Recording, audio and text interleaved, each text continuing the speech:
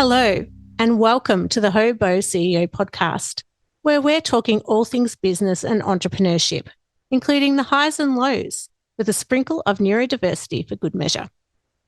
I'm your host, Shae, neurodivergent serial entrepreneur, personal and business coach, author, researcher, and most importantly, a mother to one beautiful little human being.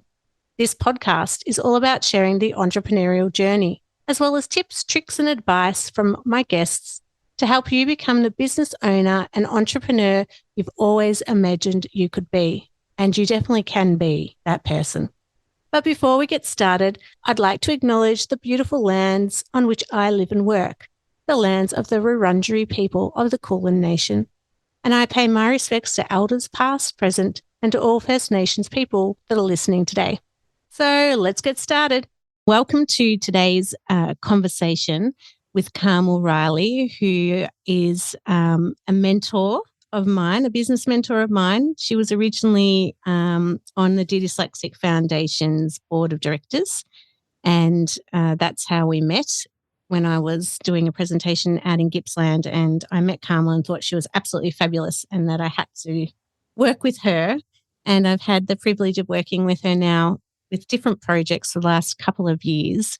So welcome to the show, Carmel. Thank you so much, Shae. It has been a few years now, Carmel, since we first met in when you came on as a board director to help with Dear Dyslexic. And since that time, you have grown an exceptional business in regional Victoria. Would you like to talk to us a little bit about the work you're doing now? Yes, certainly. So, Shae, we first met through our connection with Dystech, which, funnily enough, actually was right at the start of my business journey when I started out really on my own, not really knowing what was going to happen. I put a little selfie video on LinkedIn and Facebook and said, I'm available for consulting, and I wasn't quite sure where it was going to land. And very early on, I was providing some support to Dystech and thus the dyslexia conference, and that's how we met. But why it's significant and on my mind this week is that we haven't arranged our celebrations yet, but the consultancy has just had its 4th birthday. So when you and I first connected was actually right at the start of that consulting journey.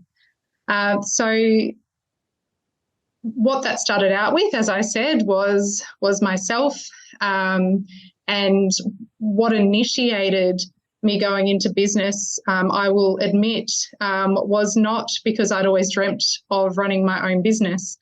It was far from it, actually, but because I was a career-loving parent, I had a real passion for people leadership, and I had kind of been in early days of my executive leadership roles in the not-for-profit sector, and the ability to be the parent that I wanted to be the people leader that I wanted to be, and also continue with the community kind of volunteering and contributions that I wanted to give was completely impossible.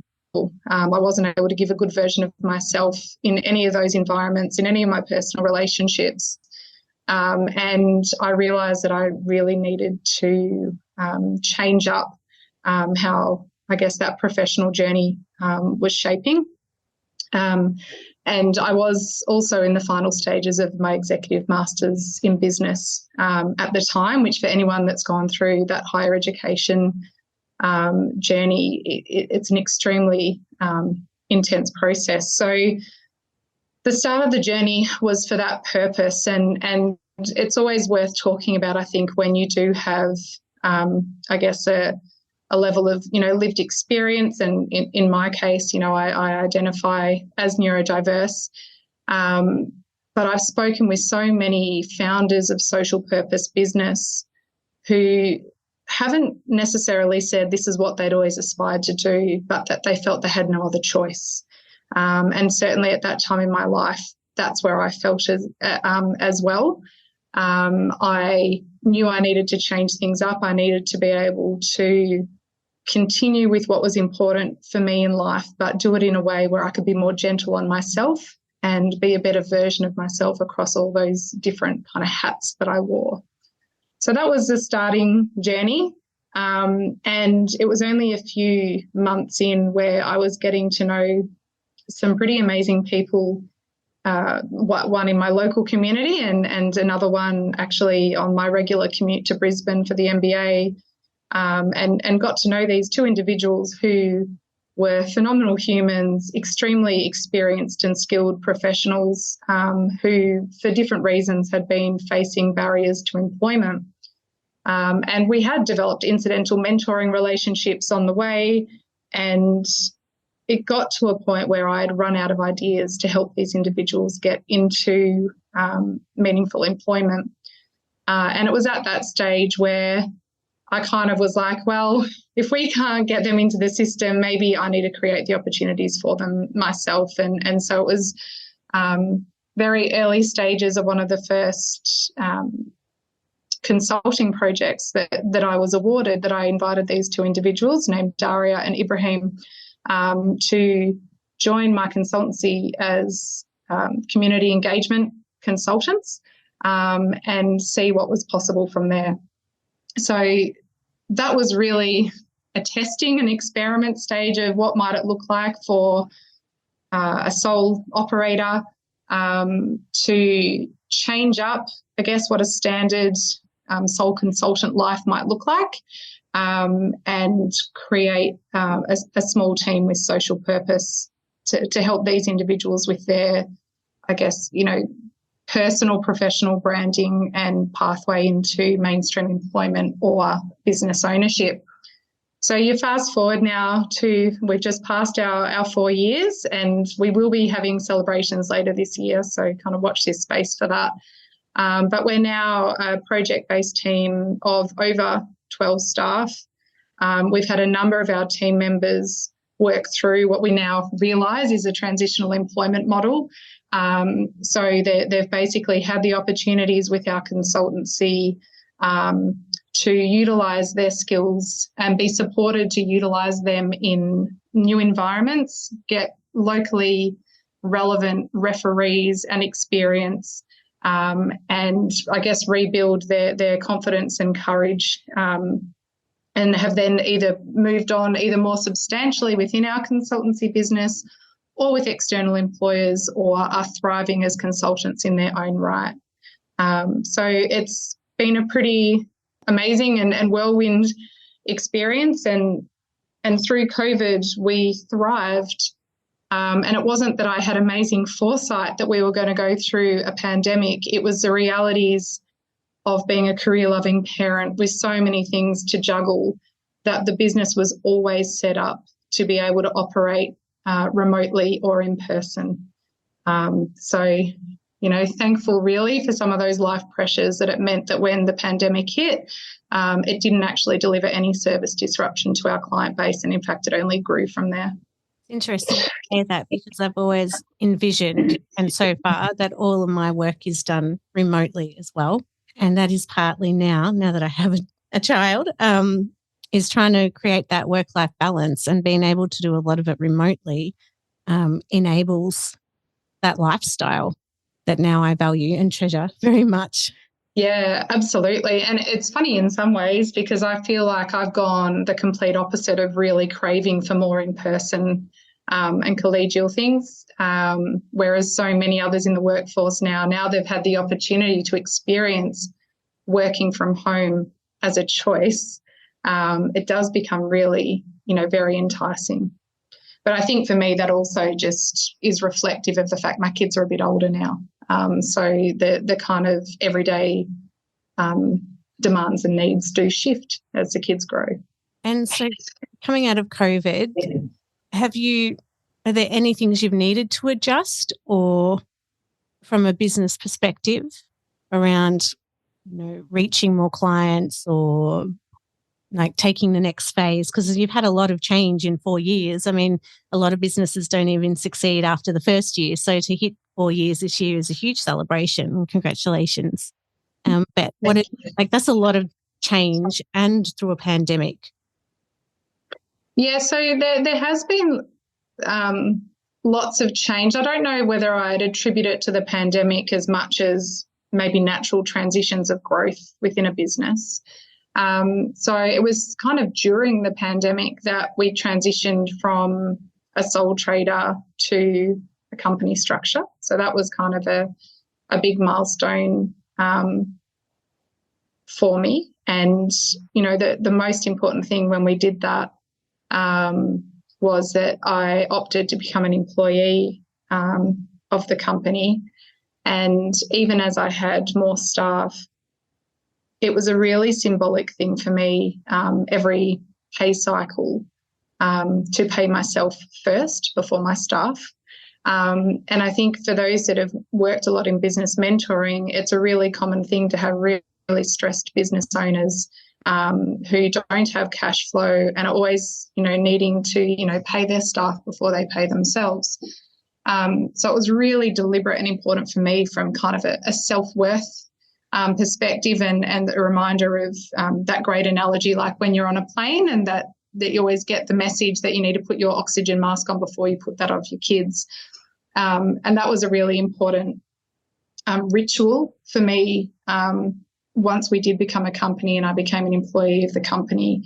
And it was because I'm the sort of person that's really, really good at creating broad value for lots of people. And it was one of my, I guess, shortcomings that I wasn't really great at holding value for myself.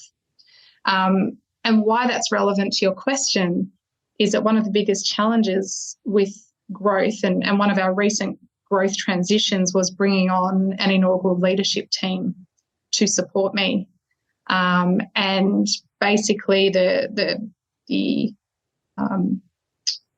things that I'd put in place to enable that cash flow to free up to be able to do that, I had to make some hard choices to actually cease one of those strategies, which has left me right now in that position that so many of my business clients have told me over the years, where I need to make really difficult choices at the moment of being able to make sure I can pay my staff. And so that's been a really hard thing, but it was a very measured risk.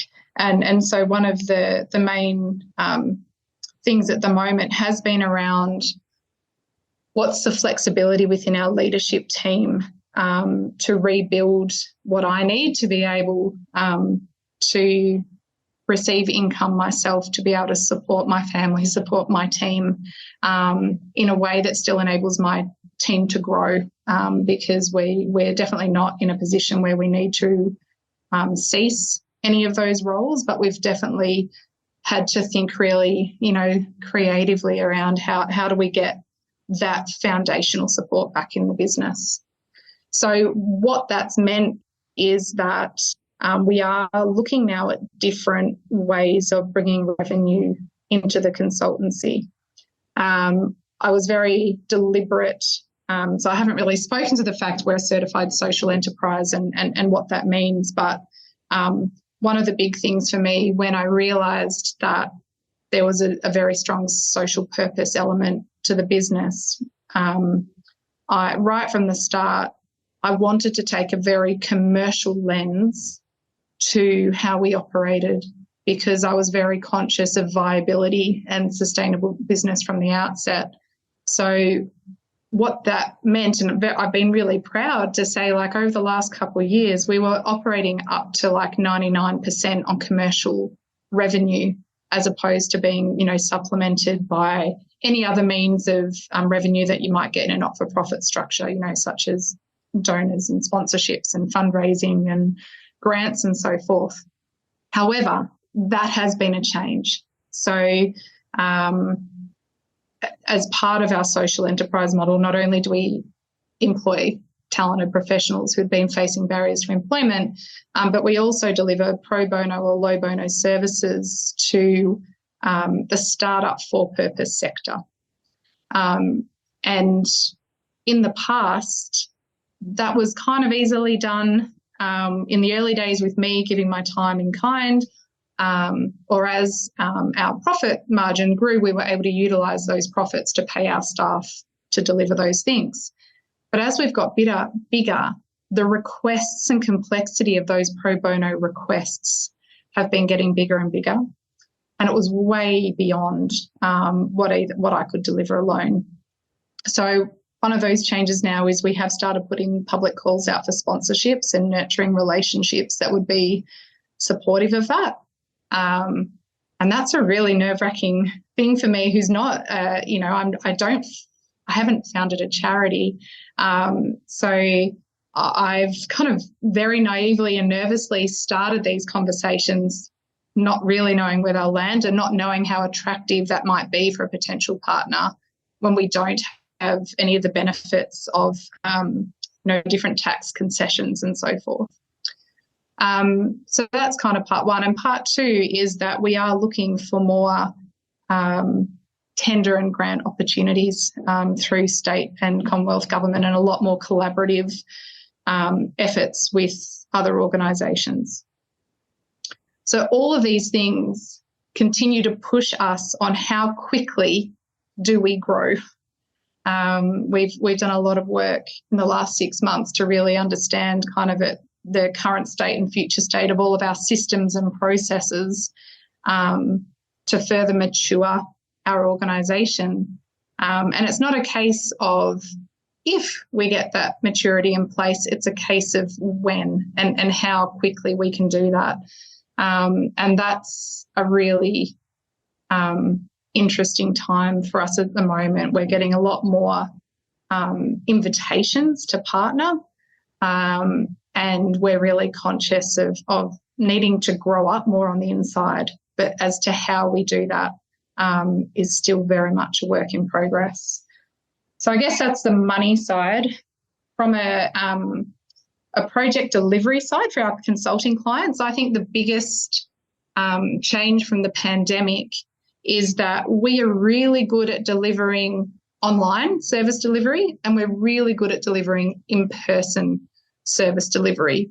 We do not have the infrastructure for true hybrid engagement of any level of sophistication. So we have just got really better at, from an expectation management perspective, of navigating those conversations with our clients from the outset. Is saying we can operate in any format, but we would prefer either fully online or fully in person. Or if you really need a hybrid model from the outset, we actually are much better now at being able to understand where we could outsource, the infrastructure or the particular venues that enable that, and better costing that into our kind of quoting process from the start. Because I think that was a key thing as we're coming out of the pandemic, is people were trying hybrid all the time. And so expectations have got higher around the quality of what that looks like. And it does put a lot of stress when, when you are a remote business that doesn't have an office space to do that well. And we really care about delivering good business. So, yeah, that's just a standard negotiation now as well. And there's so many things that are running through my head right now. I should have been writing them down as you were talking. The hybrid model is very interesting, and it is a real struggle to get that right at the moment. But how have you kept the momentum and trying to manage your family? And I mean, this was the whole purpose around setting up your business, was so that you were there for your family and that you could do the things that are needed within a family, which is a lot. But how have you been able to manage all of that and still, like the language you used, it wasn't if, it was when, really positive language that sometimes I think, especially in startups, it's really hard to shift to say, from if to when. And I think it's really important language that you were using. And you're so confident in the way you speak about the business and its growth. And for me, listening to you was very inspirational, and it makes me rethink about my language. Instead of if I get that client, it's when we get these clients. So how have you stayed motivated and kept the momentum of growth particularly during such a really challenging phase of COVID, but in general, setting up a business and keeping it going? That's a lot in that, sorry.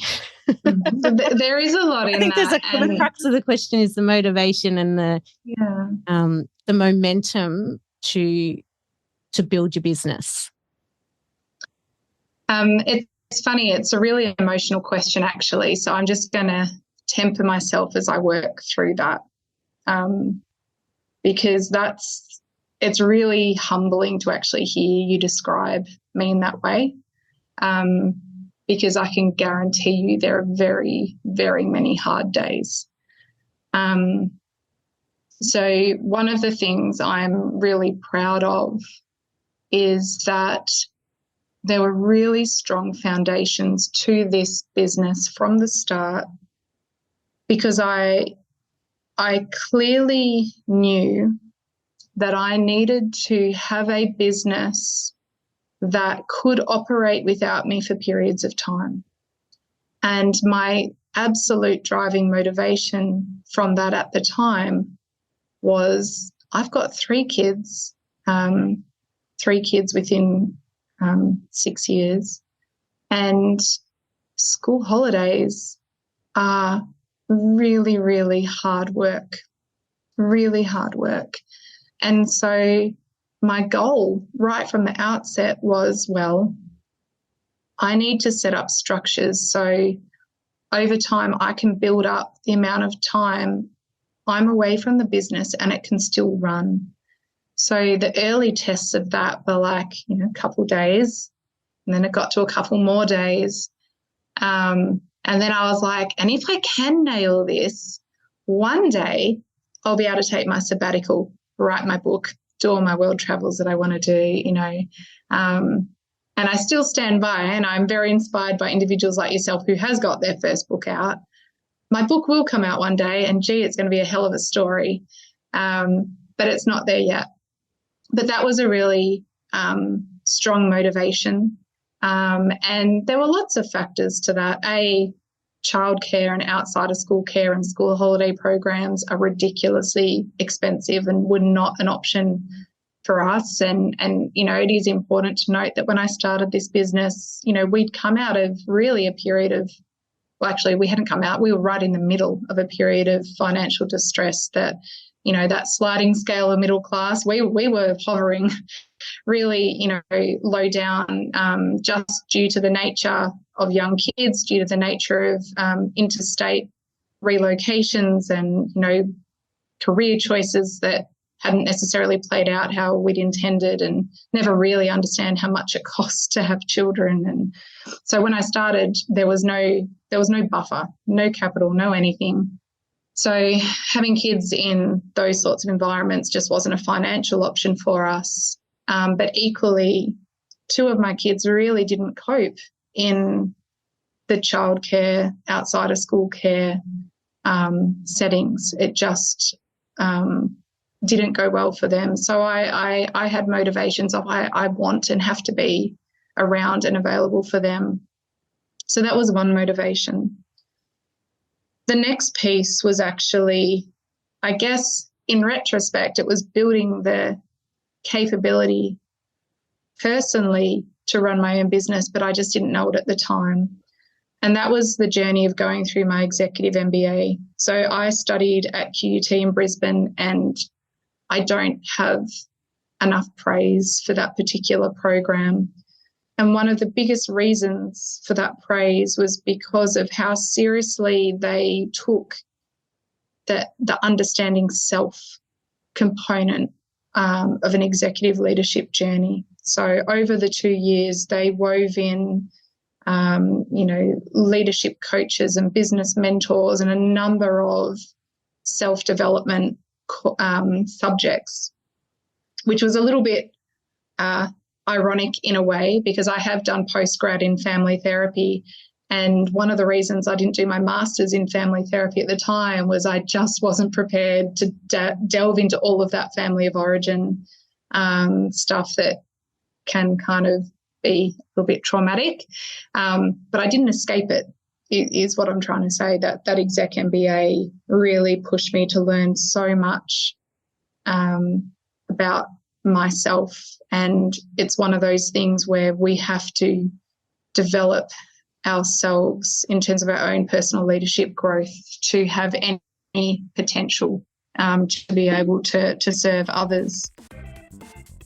At Rethink Dyslexia, we are doing things differently. As a global leader in creating inclusive environments for adults with dyslexia, our commitment is to provide individuals with opportunities to live healthier, happier, and more connected lives. Through our range of tailored services, including coaching, learning and development programs, consultancy, and training, we're helping dyslexic individuals, businesses, and organisations to better understand and support their dyslexic employees.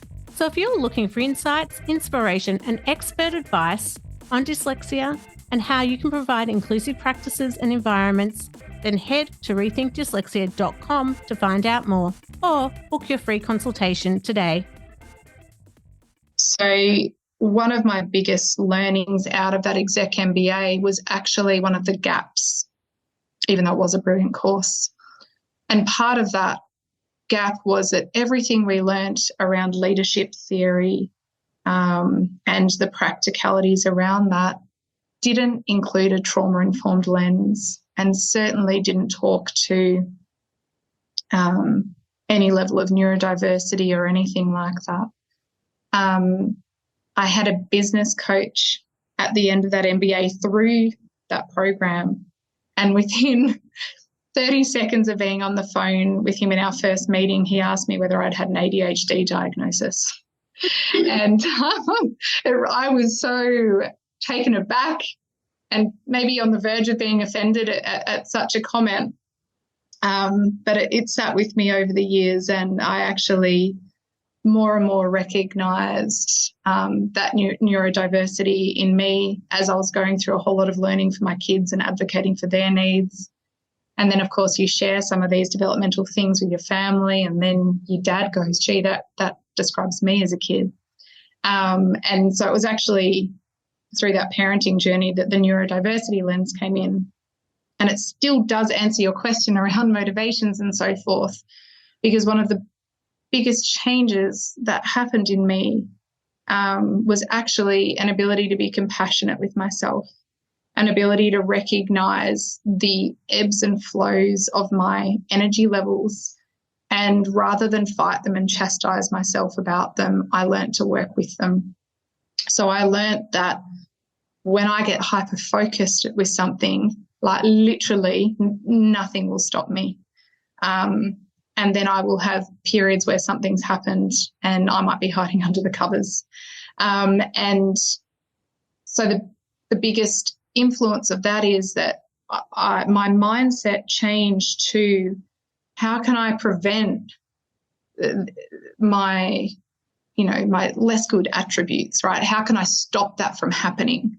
To being able to reframe it and when I have one of those moments, and in the past it might have wiped me for 6 months, in all honesty, like my functioning would go that low.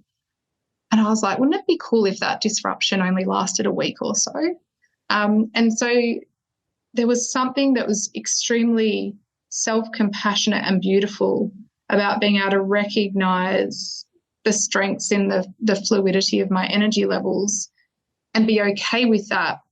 And actually then when I was in those high energy levels, I could make the most of it. And when I was in those really low stages, I would be aware of it, be okay with it for a period of time because it was serving a purpose. It was protecting me from something. And then actually holding myself to account and going, okay, we've been down for a few weeks. What do we need to do to get back to a good level of functioning?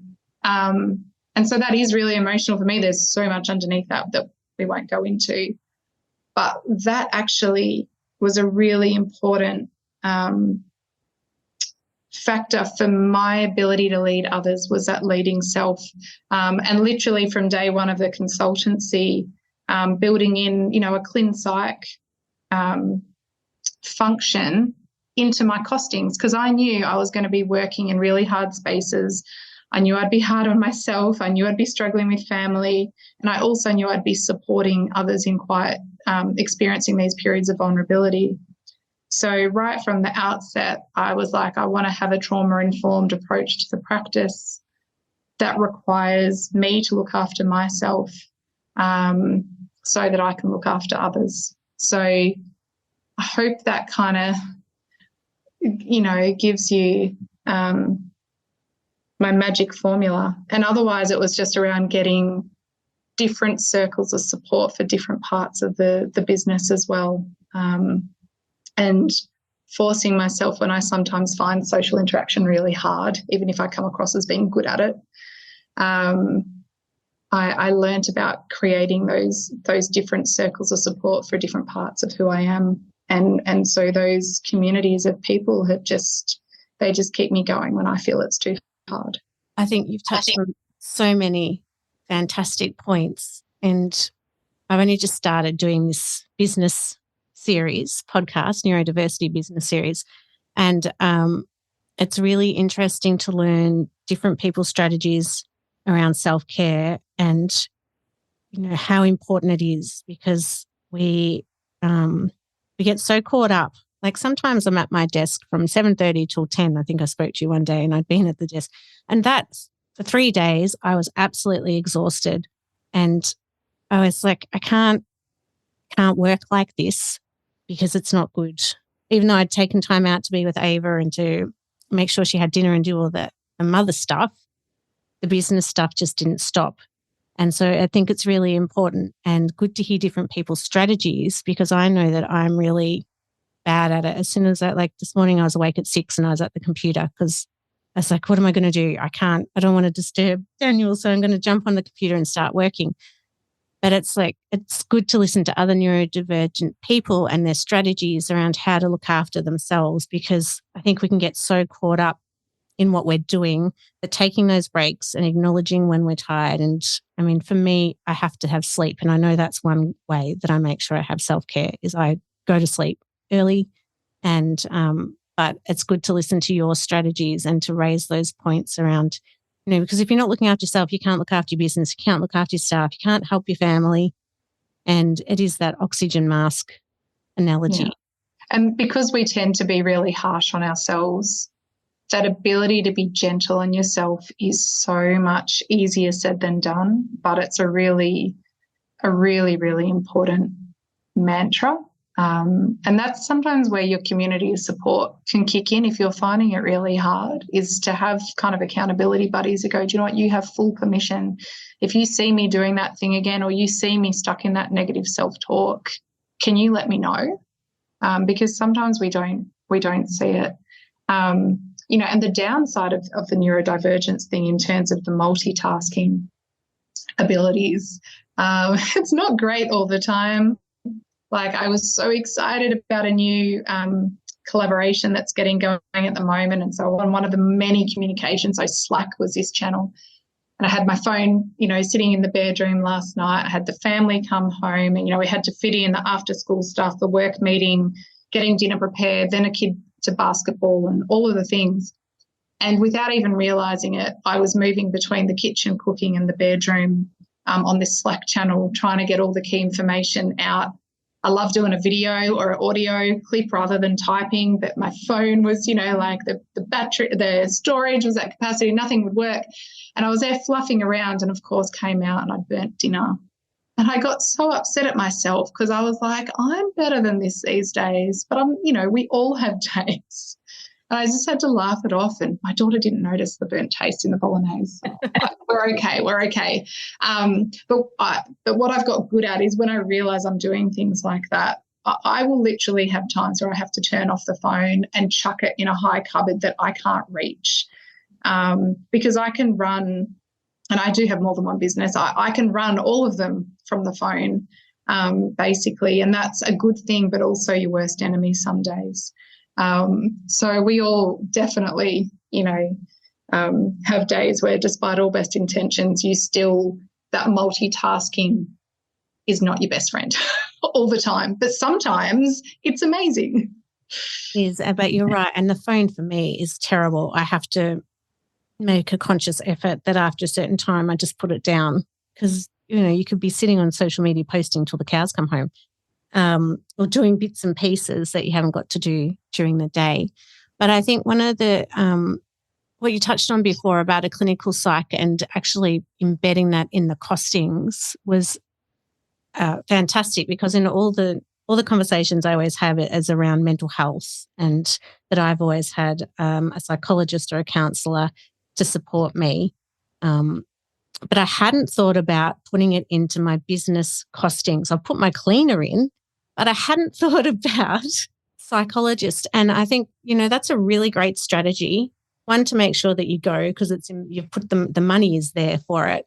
But also as a business person and as someone that's neurodiverse, the need for a psychologist or a counsellor, I think, is so important.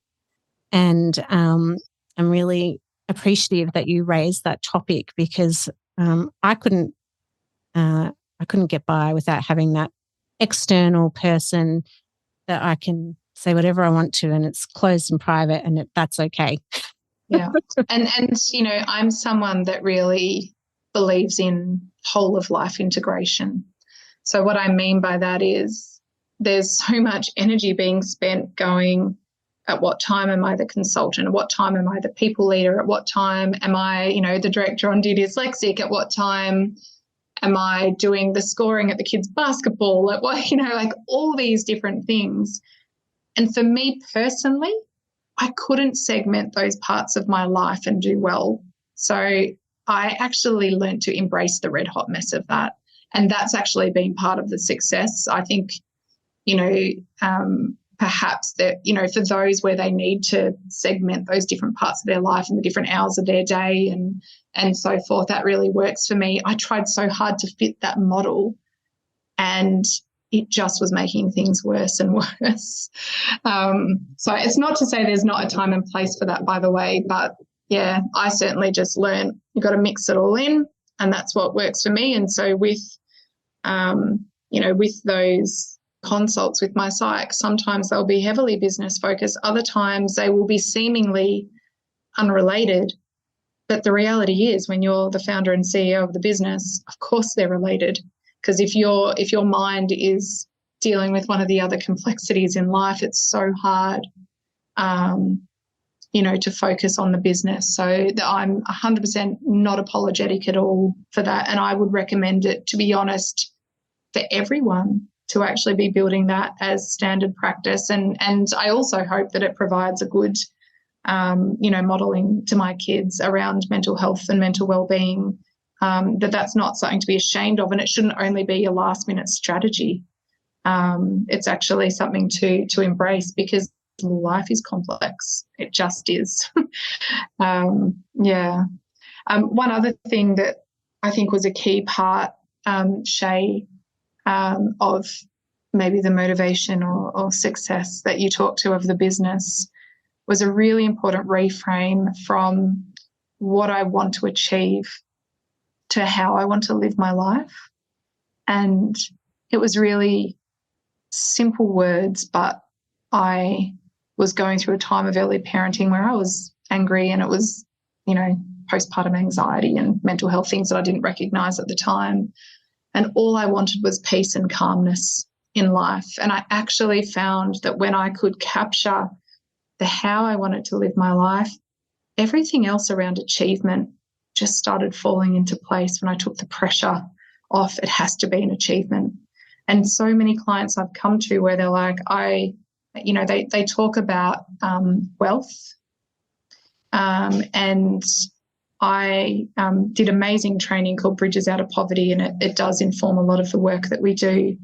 And that taught me about all the essential resources we need to navigate society, to have a wealthy life. And the funny thing is, money is only one of like a suite of 11, 12 personal resources. So when you learn some of those things and realize money is part, but not all, of the resources we need to thrive, it really can be an absolute game changer, I think, to the decisions we make day to day. You're so on point with that. And I've been trying to, particularly since I lost my mum, it's around how do I want to live my life? And part of it has been that I really don't want to die at 65 if I can help it. And, mum couldn't help it, but I want to make sure I put everything in place to be as fit and healthy as I can, particularly because I'm an older mum. And so for me, it's been reframing, how do I want to live my life and what does success look like? And yes, part of it is financial, definitely, but it's also for me now, it's that quality time. It's the work-life balance. It's having the space to go and do my exercise when I want because I'm in a work environment where I can do that. And so for me, it's really, in a way, with my mum passing, it's liberated me to think, well, actually, how do I really want to spend the next, hopefully, 30 or 40 years? And even though money is a big driving factor, it's a portion of my circle that I have drawn up of the different things that equal success to me. And it's all those other factors as well. It's amazing to hear. And I think you and I have some very similar motivations there. I mean, it's coming on, it'll be 12 years this year since my mum died, and very, similar things in terms of, she died from an aggressive breast cancer. She had no other risk factors beyond her lifestyle factors, really. And it's been really, having a grandparent's active and presence when you've got young kids is really an emotional thing, whether you have that or don't have that. And it's funny, Shae, because I was like, I hate exercise. Like, I don't do that by choice. But that motivation of wanting to be there for when my kids are adults and should they choose to have a family was a huge motivator. Turning 40 was a huge motivator. And having a passion in ballroom dancing, which is my other business. Those things actually were the motivating factor. And, I was able to lose a lot of weight over the last 18 months. And it wasn't about the weight loss. But it was so much around those motivating factors, exactly as you say, what does success look like in that longer term? But I think had I not found a passion through dance that didn't make me feel like I was exercising, for starters, and a motivation of, because I was instructing, I was like, well, even if I don't feel like it, I'm getting paid to do it, so I should probably turn up. It ended up being quite a magic formula. Well, and it's great. It's a good formula. I'm not getting paid to get up at 6 to get my run in. But when I wake up and I think, oh my God, I don't want to do this, I know it's the only hour in the day that I actually will have to myself to be able to do something like that. But what a good motivator. Yeah, it is. The serenity of that time to yourself, I mean, as a parent in particular, where we're constantly being pulled in so many different directions. I even me now, the girl that hates running, I actually am almost craving what you've just described then. It's only early days, but it was also partly, getting into close to mid-40s now, and I don't want to be non-functioning in a couple of years because I've got big things to do. Exactly. That's a global leader. I'm taking over the world, so I can't afford to be with a Zimmer frame at 55. So, but yeah, I think sometimes great tragedies can help you reframe what you want out of life. And I think it's just been great to talk to you and to listen to your journey and, the importance of we have to look after ourselves and how we can reframe things to shape how we want to live the rest of our lives. Yeah, thank you, Shae. And I think the last part of that is that really important for everyone, I think, just to remember we're so far, at the end of the first year of the pandemic, we were talking about resilience fatigue, and we're so far beyond that now. And I don't think I've spoken with anyone in the last few months who hasn't been going through significant burnout, and a whole lot of lifestyle changes and so forth, which has absolutely been my journey too. And I just look back and feel so grateful that I was really deliberate at the start of the business of, I want this to be able to run without me. And some people don't want that, and that's cool, and you use different strategies. But I look back and think, I have stress tested a CRSE group in so many different ways over the last year, like you wouldn't believe. And when I'm having bad days, I've probably even tried to self-sabotage myself some pretty decent ways as well, and the business just doesn't want to stop. So I feel like I've got out of that pity party now. I've gone through some significant rest time, and the energy's getting high again. So I think it just, again, that being gentle on ourselves, and like burnout is everywhere. And it's okay, because you don't notice burnout when it's first there. But the minute you realise it's real, or you've got friends or family telling you it's real, you've just got to listen to that and give yourself, just the time, however you can, to enable that healing, really, to be able to go again. Yeah, and we've been talking for a little while, so I know we have to wrap up for our listeners, but the burnout is so important. And I know through the research I've been doing with La Trobe that, it's significant for our dyslexic community, and I'm sure for our whole neurodivergent community, but I can only speak on what I've done so far. But the burnout is real, and the mental fatigue and the mental exhaustion is there. And so we really do need to be acknowledging that and putting strategies in place to look after ourselves, because the research tells us it's there. So, and we didn't need the research to tell us, we needed it to tell other people, because we know we're living it. But just another point to our broader discussion around business and self-care. So thank you so much, Carmel. I'd love to talk to you again I had a whole heap of questions around building your client base and growing your business, and it would be great to talk to you again about that topic at another point in time. Absolutely. Would really, really love to do that. And I guess I'd just seed that conversation with it's all about relationships. And I think despite all of the fancy metrics and so forth that we can access with data these days, the best indicator of your client base is around repeat business and word of mouth referrals. And so, never underestimate that element when we've got so many different ways that tech can support us to measure things. That is a great note to finish off on, and a great topic to start on, because all the coaching work that I do, it's around that networking and relationship building. So it would be great to have you on the show again another time, Carmel. But thank you so much for today. It's been wonderful speaking to you. Thanks so much for having me, Shae. Thank you so much for listening to our show today. If you'd like more details on all the amazing work Carmel does with CRSE Group, then you can head to our website, rethinkdyslexia.com.au. And don't forget, if there was anything that was triggering for you today, please do seek support and help. You can contact Lifeline on 13 11 14 or a Beyond Blue counsellor on 1300 22 4636. Thanks again for listening, and bye for now.